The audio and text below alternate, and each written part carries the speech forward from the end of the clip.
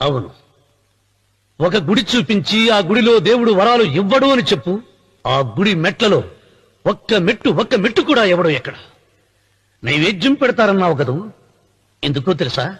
పెట్టిన క్షీరాన్నాలు, దద్దోజనాలు, పులిహోరాలు మనం మెక్కుతామని తెలిసి, అదే దేవుడు తింటాడని తెలిస్తే శనగ చెక్క, ఒక బెల్లపు ముక్క కూడా పెట్టరా.